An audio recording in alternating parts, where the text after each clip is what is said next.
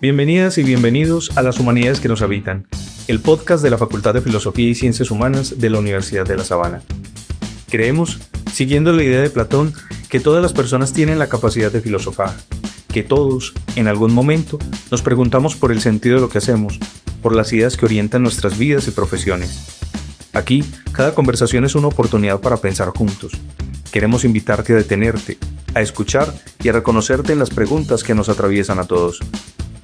Acompáñanos durante los próximos minutos a habitar juntos esas preguntas, a detenernos por un momento en esas ideas que a veces damos por sentadas y que, sin embargo, guían nuestras decisiones, nuestras profesiones y nuestras vidas. Porque quizás, al escuchar las historias y reflexiones de otros, descubramos algo inesperado, que sus preguntas son también las nuestras, que sus respuestas nos resuenan y que en el fondo compartimos mucho más de lo que imaginamos. Esto es Las Humanidades que nos habitan. El podcast. Comenzamos. En un mundo marcado por la aceleración, la incertidumbre y las preguntas por el sentido, la teología sigue siendo un lugar privilegiado para pensar lo humano en profundidad.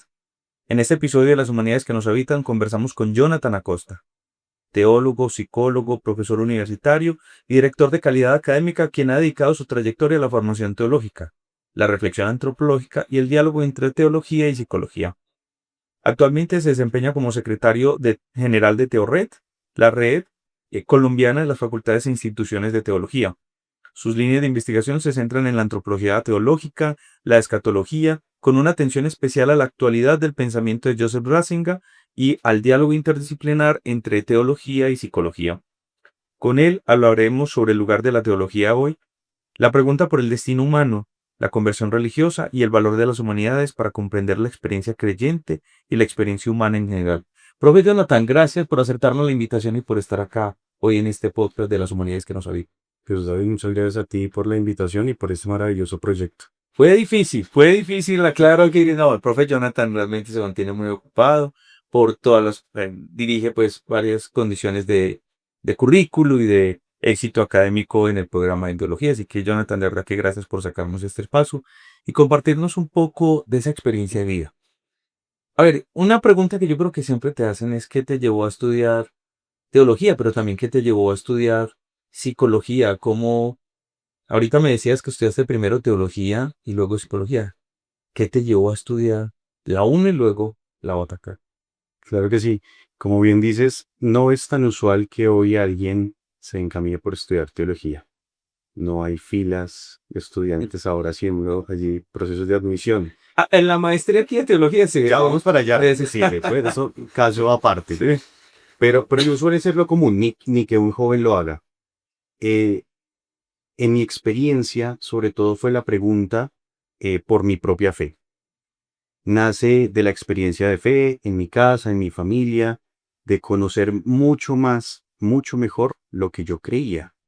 Entender que la fe tiene un fundamento, que hay una experiencia vital detrás, pero toda una comprensión que me abre una realidad que llena de sentido, que podría responder a las preguntas más profundas que yo como ser humano me planteaba, como joven me planteaba, y eso fue lo que encontré en la teología, en la filosofía y luego la teología, por supuesto.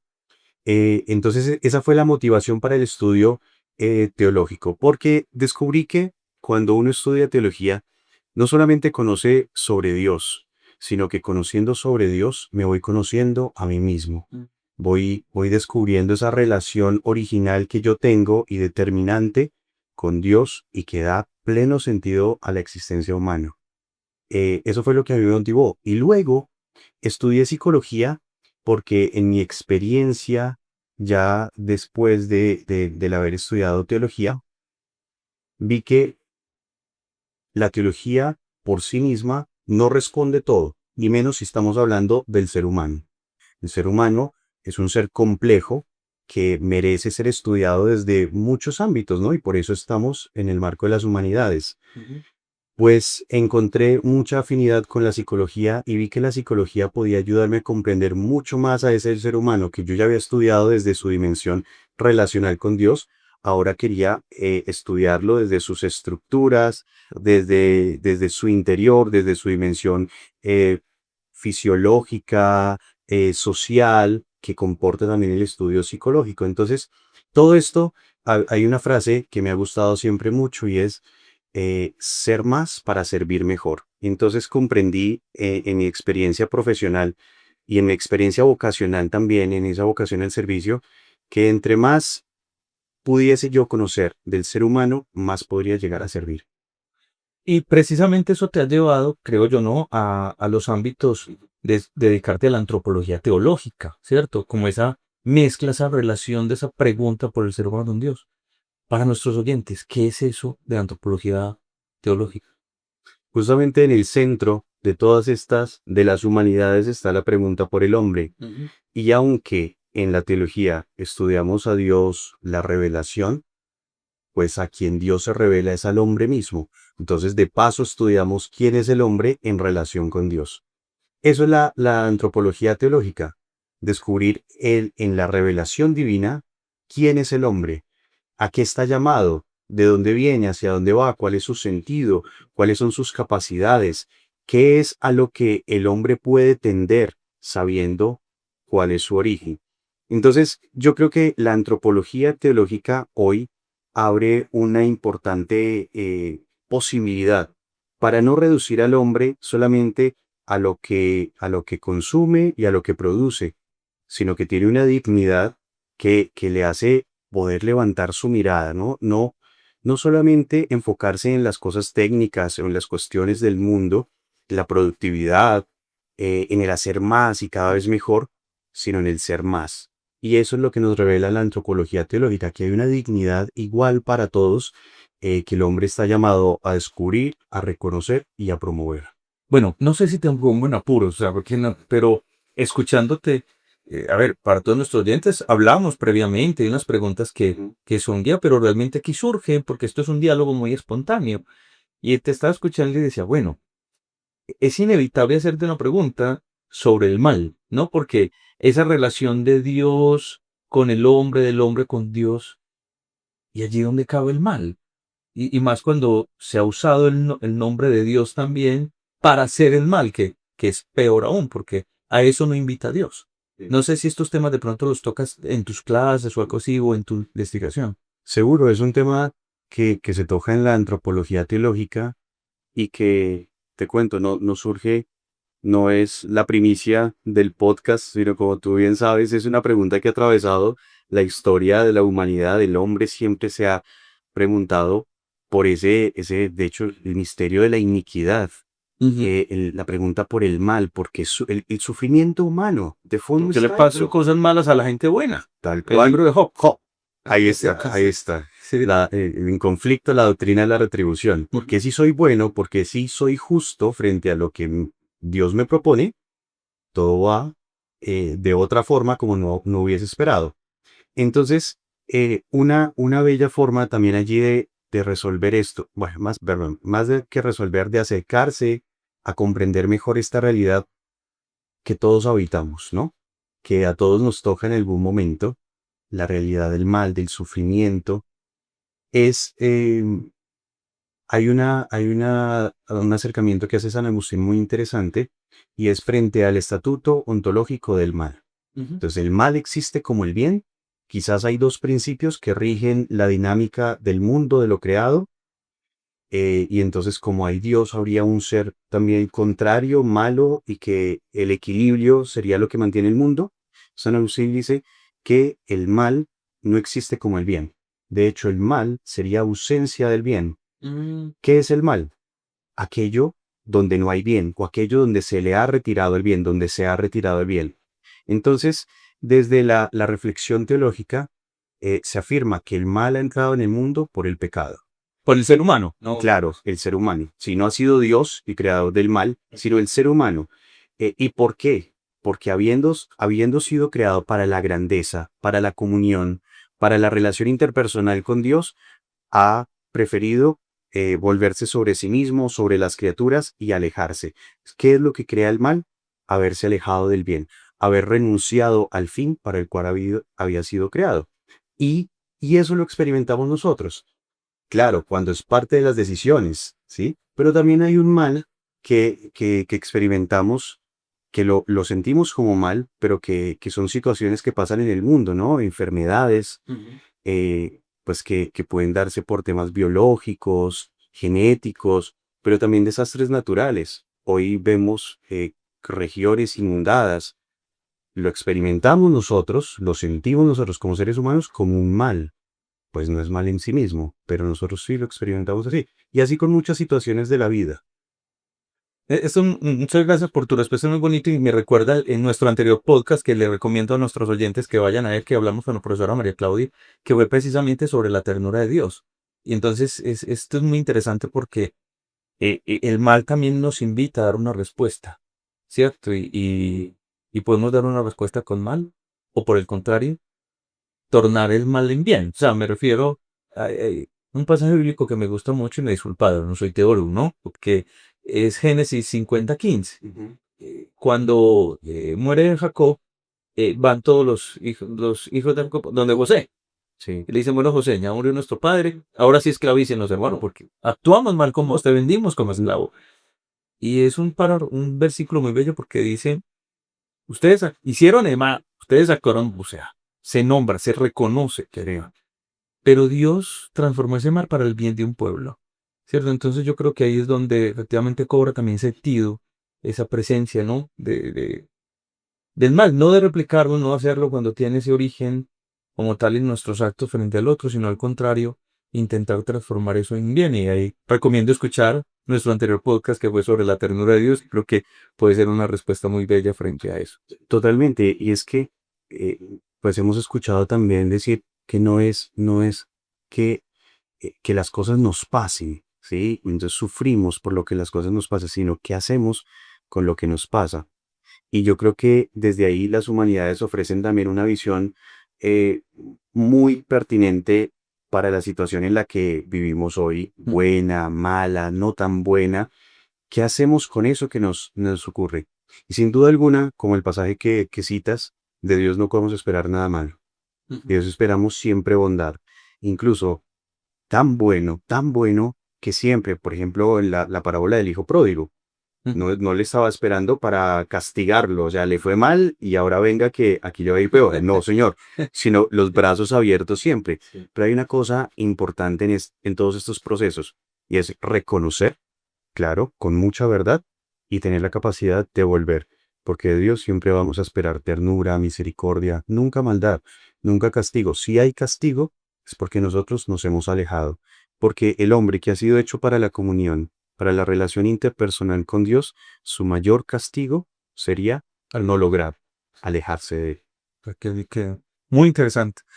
Y creo que esto tiene relación con esta otra pregunta, porque en la presentación que hacíamos de tu perfil, pues mencionamos que te has dedicado también a la escatología, ¿no? ¿Qué es eso? O sea, por lo general la escatología se ha asociado al fin de los tiempos, ¿no? Bueno, cuéntanos qué es la escatología y cómo hoy tomarla no como ese temor frente al fin de los tiempos. Yo recuerdo un poco, bueno, yo fui educado en un pueblo cundiboyacense, mentiras, paisa, ¿no? O sea, van a El decir acento, sí. el acento, ¿no? En un pueblo paisa del nordeste antioqueño. Y tú, tenía un abuelo que me hablaba, por ejemplo, con temor del apocalipsis y me decía, no, todavía esa creencia de que no se podía leer, o que había que leerlo con mucho cuidado. Entonces, siempre estas condiciones escatológicas se asocian a temor. Ujú. ¿Cómo pensarlo hoy vinculado no al temor, sino quizás a la esperanza? Justamente para la teología hoy es un reto el estudio de la escatología por eso, porque a nivel cultural se ha asociado la escatología con las catástrofes, con una lectura literal del Apocalipsis, y con los signos de los años y el Apocalipsis. Bueno, todos estos, esta lectura catastrófica que desfigura lo que en realidad es. La escatología es, en la teología es una rama de la teología dogmática, que estudia el fin de los tiempos, efectivamente, las realidades últimas, lo que en otros tiempos se llamaba los novísimos, o sea, lo que todavía no conocemos, lo que está nuevo por conocer. ¿Qué es lo que todavía no conocemos, que está nuevo por conocer? La muerte, el juicio, el purgatorio, el cielo, el infierno. Sí, son las realidades pues que esas no quisiéramos conocerlas todas, por supuesto, pero son los novísimos, son esas realidades últimas. Pero ¿qué pasó? La escatología hoy en día, ligada también a la antropología teológica, y de allí viene también mi interés, porque descubro que la pregunta por estas realidades últimas, por el final del hombre, por la finalidad, está ligado al hombre mismo, porque jalona, porque llena de esperanza. Entonces, no es tanto la pregunta por el fin de los tiempos, sino por la finalidad. ¿Para dónde va todo? ¿Hacia dónde tiende todo, no? Vemos de dónde viene y hacia dónde vamos. Y la escatología justamente lo que nos dice es hacia dónde vamos. Y con esto podemos decir, todo el evangelio es escatológico. Todo el evangelio tiende hacia allá. Jesús no nos dice, sean buenos porque hay que ser buenos, ámense porque hay que amarse. No, ámense como yo los he amado. Ámense como el Padre nos ha amado, para llegar al Padre. ¿Sí? Jesús decía, mi voluntad es hacer, mi propósito es hacer la voluntad del Padre. Siempre en comunión, siempre en relación con Dios. De tal suerte que si el hombre ha sido creado por Dios, su fin último, deseable, para todo lo que ha sido creado, para lo que se ha dado la historia de la salvación, es justamente para eso, para la salvación. Entonces la escatología nos habla de eso que vendrá, pero no de una forma catastrófica, que como te digo, y tú lo has mencionado, se ha visto, sino con esperanza. Porque si eso es para lo que yo he sido creado, pues ¿qué más anhelo sino alcanzarlo? ¿Y qué pasa? Que eso no se queda en realidades que vivimos después de la muerte. Ya las experimentamos en plenitud, pero la escatología se comienza a vivir ahora. Ok. No llegaré al cielo si no estoy ya pregustando el cielo. Entonces, por ejemplo, ahí es una realidad muy hermosa de la Eucaristía, verla como pregustación del cielo. Cuando yo recibo a Cristo en la Eucaristía, ¿qué es lo que pasa? Me estoy uniendo a Él. ¿Qué es el cielo? La unión con Él. Entonces, cada vez que recibo a Cristo en la boca, estoy participando del cielo. Eso ya me cambia el panorama, eso le da sentido a mi existencia. Veo que lo que yo hago, no lo hago simplemente por una idea de felicidad o unos objetivos parciales, sino que hay algo mucho más grande que jalona la existencia. Entonces, en vez de la escatología generar miedo, catástrofes, generar por deseo, por llegar allí, esperanza, y me compromete más, porque es que, fíjate que eso en otros tiempos también fue una acusación que hubo al sistema religioso, al cristianismo concretamente, ¿no? La religión es el opio del pueblo, ¿no? Va. ¿Qué pasa con eso? Que está detrás la idea de que pensando en una vida después de la muerte, pues la gente no se compromete acá. Y entonces pasan las cosas, no toma acción y están adormecidos. Entonces se adormecieron pensando en que, bueno, aquí pues sí pasan cosas, sí sufrimos, pero al final todo va a ser mejor. Y sí, ciertamente todo va a ser mejor.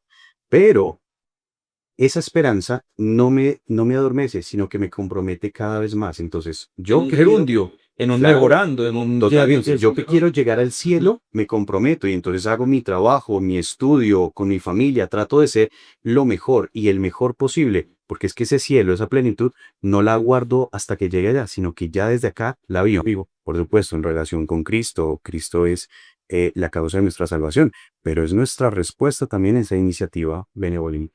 Es de acordar que hay una frase de una santa que me ha inspirado a mí mucho particularmente, que se llama Santa Teresita del Niño Jesús, Santa Teresita de Lisieux. Tiene un texto muy bello que es Historia Nacional. Y ella habla de quiero pasar mi cielo haciendo el bien en la tierra, ¿cierto? No esa esperanza como el día de mañana, sino ya mismo. O sea, el cielo lo vimos también en el infierno. Cuando rompemos la relación con el otro.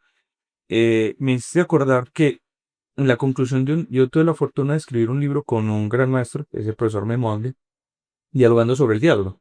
Él es judío, yo soy católico.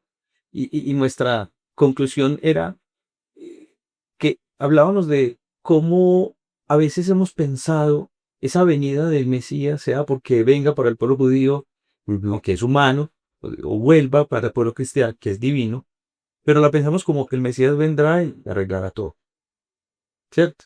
Pero decíamos, no, yo no espero que la visita venga a arreglarte la casa. Organicemos y preparemos el mundo para que el Mesías pueda estar en él, ¿cierto? Que eso nos compromete a esa acción que hablaba de ser responsables de la fe que tenemos. Así es. Efectivamente, dentro de la escatología también hay un tema muy interesante y es el tema del reino de Dios. Entonces, parte del análisis de los evangelios, porque en los evangelios encontramos dos posturas, unas presentistas y otras futuristas. Unas que toman los discursos de Jesús donde se dice el reino de Dios está cerca, conviértanse. Pero hay otras que dicen el reino de Dios ya llegó, ya está en medio de nosotros. Y entonces, ¿cómo se resuelve esto? Pues hay lo que se llama la tensión escatológica, ¿sí? Una prolepsis, el ya pero todavía no. Ya está en medio de nosotros, pero todavía no de forma acabada, pero ya está. Y eso a mí me compromete con la realidad. Que la realidad no es el resultado de lo que yo haga, claramente, pero sí implica mi acción, sí implica todo lo bueno que yo pueda hacer como manifestación de que ese reino ya está en nosotros. No depende de nosotros, está en nosotros. Pero, volviendo al inicio, lo que podemos hacer es develarlo, manifestarlo. Pues yo, ¿cómo puedo decir que el reino de Dios ya está en medio de nosotros? Pues porque amo al otro, porque busco el bien para el otro. En cambio, no busco hacerle el mal, ¿sí? O sea, eso, hacerle el mal, alejarse, todo esto que llamamos pecado, sería ocultar ese reino de Dios que ya está presente. Y entonces, a nivel que lo vamos mostrando, lo vamos manifestando, nos vamos preparando, porque ya lo vamos viviendo acá. Y eso es lo más bonito de la espiritualidad. Particularmente hablo de la espiritualidad católica, y es esa, yo siempre en mis clases de escatología hablo de una espiritualidad escatológica. Que al principio, ¿cómo así? O sea, pensar todo el tiempo en la muerte, no, pensar todo el tiempo en la comunión, que la muerte será apenas un paso, y entonces no es la vida finalizada, sino la vida continuada, tal cual como tú lo mencionabas ahora, bien sea para la comunión o bien sea para la exclusión total, la autoexclusión, a lo que llamaríamos infierno. Pero siempre, siempre desde el ejercicio de la libertad humana. Bueno, para que se den cuenta que esto es grabado en vivo, que aquí no hay corte, se nos apagó la luz, Sí. así que no pasa absolutamente, nos van a dar un poquito. No son signos escatológicos, Eso, no se asusten. Yo hablando aquí, y si pronto se nos baja la luz, nos van a dar más oscuritos. Esto se graba es en vivo para que lo sepan, ¿cierto? Bueno, alguna vez puede ser cambiando abruptamente el tema, pero tiene relación entre tus intereses entre teología y psicología, porque existe una investigación sobre los conversos, ¿no? ¿Y qué descubriste en ese proceso? ¿Qué es lo que vive interiormente una persona cuando cambia radicalmente? Cuando dice, me he convertido. ¿Qué descubriste en ese estudio, Coro? Es muy interesante acercarse a esta realidad de la conversión religiosa, tanto desde la psicología como desde la teología. Porque ¿qué es lo que se descubre allí en el fondo? A ver, uno suele conocer los procesos de conversión cuando ya se dieron. Y entonces se habla, es que yo era, es que yo hacía, y ahora soy de esta manera. Pero lo que a mí particularmente me permitió la psicología fue descubrir el proceso. No suele darse de una vez, en un solo momento, de forma, una ruptura, sino que hay de fondo un proceso, hay una tensión que va descubriendo la persona, bien sea porque ha conocido otro sistema de pensamiento, por sus experiencias, pero que van gestando en el fondo una transformación, que se reconoce después como una tensión entre lo que yo vivo y lo que yo pienso, o lo que pienso y lo que vivo, y me llama a ajustarme, ¿sí? Es esa que en psicología también lo llamamos una disonancia entre la experiencia y el pensamiento. Entonces busco ajustarla. Esto se da de varias maneras, ¿no? Bien sea, como he dicho, por alguna experiencia, por algún encuentro, por algún pensamiento, alguna idea, digamos si lo vemos desde el punto de vista psicológico. Pero desde el punto de vista teológico se experimenta la conversión como una llamada, como una metanoia, un cambio interior, un cambio radical, ¿sí? Que transforma. Por eso podemos encontrar, por ejemplo, San Pablo, uno de los grandes paradigmas en la conversión, un antes y un después, el hombre viejo y el hombre nuevo. No soy el mismo, soy distinto, pero porque ha habido todo un proceso de cambio de estructuras internas, de pensamiento, de estructuras de vida, incluso de relaciones. todo cambia. Entonces es muy interesante ver cómo en ese proceso no solo se da por ideas, ¿sí? Y es el punto al que quiero llegar.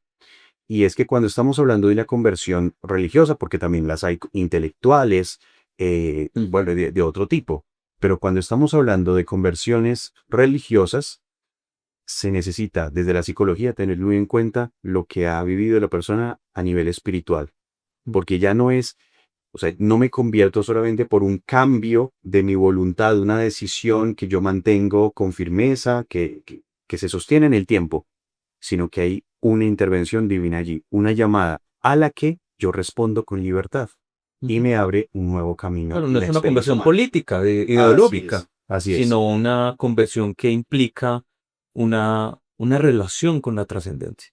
totalmente. Y entonces ver el mismo fenómeno de la conversión religiosa desde los dos puntos de vista permite ver muchísimo que es un proceso mucho más, diríamos, sagrado allí. Sagrado porque interviene la intimidad de la persona, sus deseos, sus anhelos, su experiencia de vida, su sentido de existencia, Ujú. pero también la forma en la que responde a un llamado, a un llamado original que está desde su nacimiento, pero que en algún momento, en diferentes etapas de la vida, se puede ir dando esa respuesta. Profe, en el anterior podcast, la profesora nos compartió un poco sobre Francisco, porque se dedicó al Papa Francisco, a su estudio, aunque nos habló maravilloso, también de Ratzinger, de Juan Pablo II. Te dedicas al pensamiento de Joseph Ratzinger, del Papa Benedicto XVI. ¿Qué, qué podemos rescatar de su pensamiento para el mundo de hoy? ¿Qué fue lo que te llamó la atención? Y en esa lectura que haces de Ratzinger o del Papa Benedicto XVI, ¿qué logras ver que sea importante, relevante para el mundo actual? Y yo siempre he dicho que encontrarme con Benedicto XVI, con Joseph Ratzinger, cambió la forma en la que yo vi tanto la filosofía como la teología. Porque es ante todo un hombre de diálogo. Ok. Durante mucho tiempo, por sus labores adentro de la iglesia, se le consideró como el Panzer Cardinal, ¿no? Y que era el Rottweiler de la fe católica, ¿no? Porque era el que estaba al frente de la congregación para la doctrina de la fe, encargado de defender, de decir, esto no va bien, y en tal caso censurar, bueno, custodiar, ¿no? Que es lo que hace el magisterio con la fe. Entonces se le vio así como muy serio, además alemán, pues no tenía muchas cosas a favor, ¿no? Digo, en simpatía. Pero luego cuando lo eligen papa y lee sus textos, antes también, pero sobre todo el mundo lo conoció como papa Benedicto XVI, combinando dos cosas que yo admiro mucho de él, y es la profundidad teológica, lo delicado que es con la teología, y lo profundamente espiritual. Entonces, leer un libro de teología de Joseph Ratzinger es leer un tratado de espiritualidad. Ok. Es impresionante cómo logra conmover a quien va leyendo. Es una destreza que yo digo viene de su experiencia de Cristo. Porque le ha conocido, porque tiene trato íntimo con él, puede hablar de esta manera. Y entonces, ¿qué rescato de Ratzinger? Rescato sobre todo el llamado al diálogo entre fe y razón que ha sido transversal en toda su obra académica, no solamente como papa, sino como teólogo, siempre para él fue fundamental el diálogo entre fe y razón. De hecho, en la homilía previa a entrar en el cónclave donde fue electo como papa, pronunció un discurso, una homilía que ha sido paradigmática. Allí denunció la dictadura del relativismo. Ujú.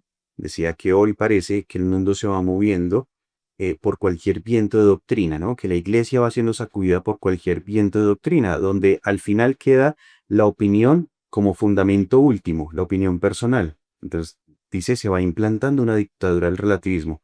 Claro, la verdad, eh, relegada a la opinión. Pero también ese diálogo entre fe y razón, lo que nos ayuda a salir del paso es al racionalismo que cree abarcarlo todo y que deja como verdadero solamente aquello que es experimentable. El diálogo entre fe y razón lo que hace es abrir la razón.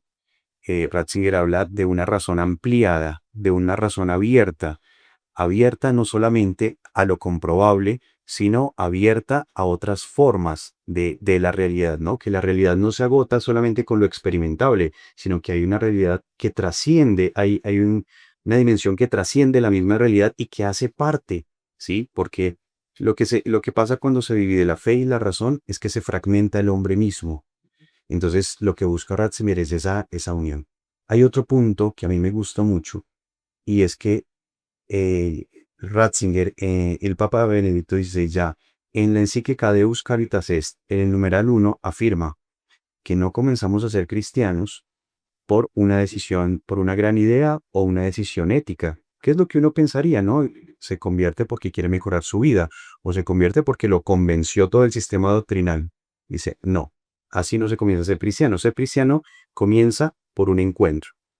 El encuentro con una persona que transforma la vida y le da un nuevo horizonte a la existencia. Ratzinger nos está hablando de que la experiencia de Dios es un encuentro personal. Nos está hablando del hombre. Y de ahí, pues todo, digamos que todo el aporte que va a venir a dar Ratzinger sobre la antropología, sobre la visión de hombre, y que el hombre se entiende en relación con Dios. Ya después viene, claro, el conocimiento, pero en el fondo es ese encuentro relacional. No, su- Bueno, desordenante el tiempo se nos va acabando, pero quisiera una preguntita antes de la obligada en este podcast. Eh, ¿Cuál es qué relevancia tiene hoy seguir estudiando teología? ¿Qué le podría aportar al mundo actual? Y bueno, ¿y por qué de pronto estudiar teología también acá en la sabana, ¿no? Como tal. Claro que sí. La teología, una de las grandes ciencias con las que nace la universidad, ¿no? Hoy en día no pareciera relevante. Sin embargo, como vamos viendo que va la sociedad, los avances que tiene, este impulso tecnológico, este impulso técnico también que han tenido las ciencias a lo largo de estos últimos decenios, la teología viene a llamarnos la atención sobre lo fundamental, sobre esas experiencias, esas relaciones que nos hacen humanos, que nos permiten hacernos esas preguntas profundas que una sociedad secularizada quizás ha pretendido eliminar, pero que no las ha eliminado, simplemente las ha relegado a un ámbito más privado, pero la teología lo que hace es sacarlas otra vez. Porque el hombre, de dónde viene, hacia dónde va, porque el sufrimiento, por qué perdonar, por qué reconciliarse, por qué amar. Eso es lo que en el fondo, de lo que habla la teología en el fondo. Dios que es amor, que se nos ha revelado para darnos a entender el propósito, el sentido de nuestra existencia y caminar hacia ella. Entonces, hoy en día estudiar teología es un acto revolucionario. Si quieren ser revolucionarios, estudien teología. Es un acto contracultural. Es dar otra posibilidad de comprender la forma en la que nos relacionamos, la forma en la que estamos viviendo, la forma en la que se proyecta la sociedad frente a la inteligencia artificial. Bueno, pues estudiar teología para comprender cómo todas estas van siendo herramientas que nos hacen y nos permiten ser más humanos, que ahí está la clave, ¿no? Ser más humanos. La vivencia de la fe nos hace cada vez más humanos, nos humaniza. Y por eso entonces, los que nos ven, los que nos siguen en este maravilloso programa, en este podcast, pues deberían estudiar teología. Es muy interesante la experiencia que hemos tenido aquí en la Universidad de La Sabana. Y ahorita mencionábamos que aquí ha sido diferente a otros aspectos que creemos que nadie quiere estudiar. Aquí son cortes de 35, 40 personas. Así es, así es. Las universidades hoy en día apuestan, por supuesto, a programas que puedan contribuir a la sociedad, pero también que sean rentables, que sean autosostenibles. La teología es una apuesta interesante por su mismo nicho, pero aquí sobre todo hemos descubierto que se da un aporte muy grande a la sociedad. ¿Por qué lo digo? Porque en la experiencia que hemos tenido, la teología, podría uno pensar que a quién le interesa. Ah, claro, a quien ha estudiado las humanidades, y es una filosofía. O al sacerdote O al solamente. sacerdote, claro, y lo dejamos en el ámbito eclesial. Está bien, también lo estudian, por supuesto. Pero aquí, la gran mayoría de la población son laicos, ¿no? Personas como tú y como yo, casados, em, de otras profesiones, no el psicólogo, no el filósofo, sino el ingeniero, el abogado, el químico, el Gerente. ingeniero. Sí, o sea, de todos los ámbitos. Y sobre todo por esa pregunta genuina, por darle fundamento a su vida. ¿En qué creo? Pues hago una maestría. Para saber eso, ¿se puede hacer una maestría? Claro que sí. Para investigar, ¿hay que hacer una maestría? También. Depende la opción o el propósito que cada uno tenga. La maestría es un programa aquí en la Universidad de La Sabana. Es un programa tan flexible que se va adaptando también con mucha excelencia académica, con claridad teológica, con profundo sentido humano, se va adaptando al propósito que tiene cada uno para el estudio. Entonces hay quien lo estudia porque quiere, Ujú. sin más. Hay otro que desarrolla una labor pastoral y ve que esto le puede servir, pues también, que puede ayudar a crecer procesos pastorales que vienen andando, puede ayudar en el acompañamiento. Hay muchos motivos por los que se puede estudiar teología, la maestría en teología, y es lo que vemos hoy en estas cohortes que tenemos hoy en día. Claro, la otra vez me compartías incluso la experiencia de un médico estudiando teología y cómo ha llevado esa práctica de la espiritualidad al hospital para el acompañamiento, por ejemplo, de los enfermos, porque se ha demostrado que una persona que se acerca a lo espiritual, incluso no solamente sobrelleva, sino también tiene procesos hasta de recuperación mucho más satisfactorios o de afrontar también su dolor. Entonces es muy interesante porque ha sido una teología supremamente aplicada a la empresa, por ejemplo. También. Totalmente, totalmente. Y eso promovemos aquí en la Universidad de La Sabana. Promovemos el desarrollo investigativo a nivel de la teología, Ujú. pero también proyectos de relevancia práctica de lo que la Universidad de La Sabana ha llamado el impacto tangible. Ujú. Y lo encontramos cuando la teología viene a iluminar procesos en organizaciones, en empresas. Hay tesis en este momento que se están desarrollando sobre teología y economía, teología en Ujú. negocios, teología y cuidado, también en el ámbito pastoral, en educación, en procesos de acompañamiento de poblaciones vulnerables. La teología tiene mucho impacto y eso es lo que nos ha dado a ver, sobre todo, no porque nosotros lo demos de esa manera, sino los mismos estudiantes con su realidad vienen a hacer la teología aplicable. Claro. Y es un proceso de retroalimentación en el que nosotros también vamos aprendiendo y vamos viendo todas las posibilidades que tiene la teología y la pertinencia que tiene estudiar teología aún. Entonces, cordialmente invitados todos de que Por quieran las favor, puertas bienvenidos. abiertas, las puertas abiertas. Profe, una pregunta obligada. ¿Qué libro, serie o película nos recomienda y por qué? Y es que esta recomendación es muy bella, ¿sabes? Porque uno a veces llega a los libros porque otro mostró una grandeza que yo quisiera ver allí. Y para continuar el diálogo contigo, en tu ausencia, porque es una forma de dialogar con vos a partir de esa recomendación. Hago la salvedad de que no sé si ya se ha recomendado aquí en este podcast, No pasa si se vuelve a volver a mandar. pero quisiera recomendar el libro El hombre en busca de sentido. No se ha recomendado. Bueno, que sea la oportunidad entonces para que lo De Víctor descubramos, Frank. de Víctor Frank. Ujú.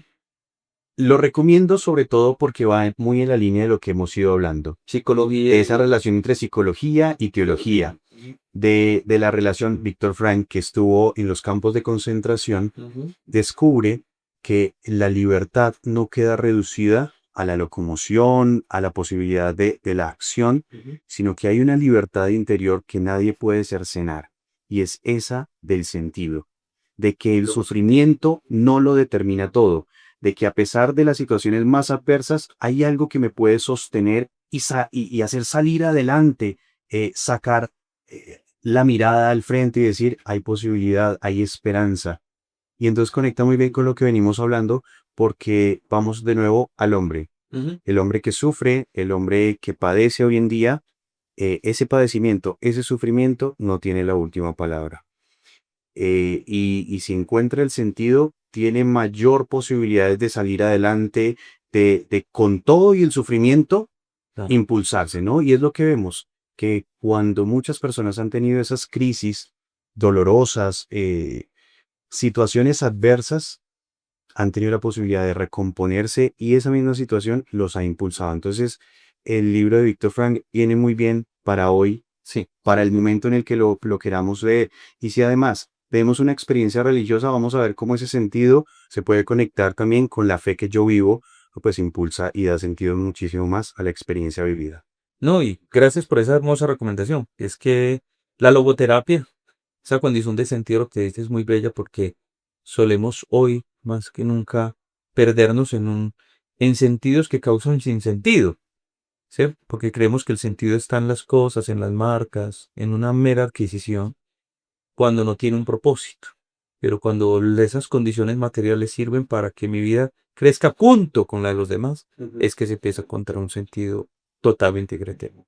Al final vamos retomando esas conversaciones que ya vienen dadas desde la antigüedad.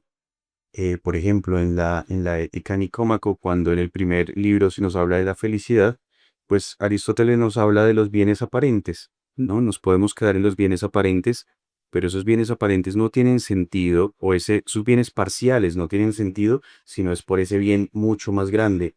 Entonces, eso es lo que va jalonando justamente todo mi actuar, todo mi desear, mi soñar, mis relaciones, ¿no? Y que lo otro más tan importante en las humanidades es que no somos islas, sino que vamos siendo parte de una comunidad mucho más grande, que en la teología lo llamamos iglesia, pero que somos la humanidad, hijos creados por Dios, que nos necesitamos los unos a los otros, porque el cielo no es mi relación personal con Dios, sino es nuestra relación con Dios. El cielo es comunidad. Y a eso estamos llamados y ojalá que hacia allá caminemos. No, profe, de verdad que muchas gracias. Gracias por compartirnos tu experiencia académica y personal, por abrirnos a otros horizontes de comprensión del mundo.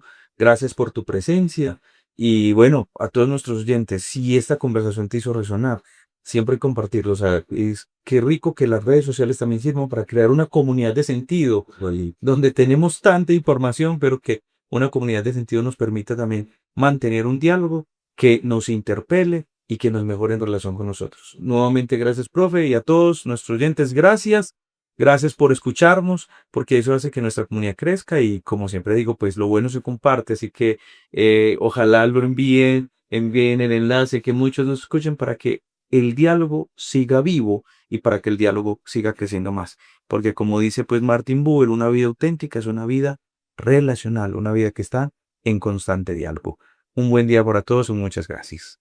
Gracias por acompañarnos en este episodio de Las Humanidades que nos habitan, un espacio donde creemos que las preguntas, las palabras, las historias y ante todo el encuentro construyen humanidad.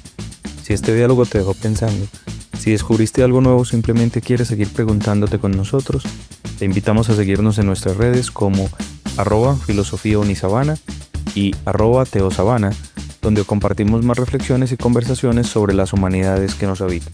Si alguna de estas ideas despertó en ti el deseo de aprender más, recuerda que en la Facultad de Filosofía y Ciencias Humanas de la Universidad de La Sabana te ofrecemos espacios de educación continua, programas de pregrado y posgrado creados precisamente para eso, para pensar y transformar el mundo desde las humanidades. Como decía Martin Buber, el verdadero punto de apoyo para transformar el mundo es la transformación de uno mismo. Por eso, cada diálogo, cada pregunta y cada aprendizaje son también caminos hacia ese cambio. Gracias por escucharnos. Esto fue Las Humanidades que nos habitan. Hasta pronto.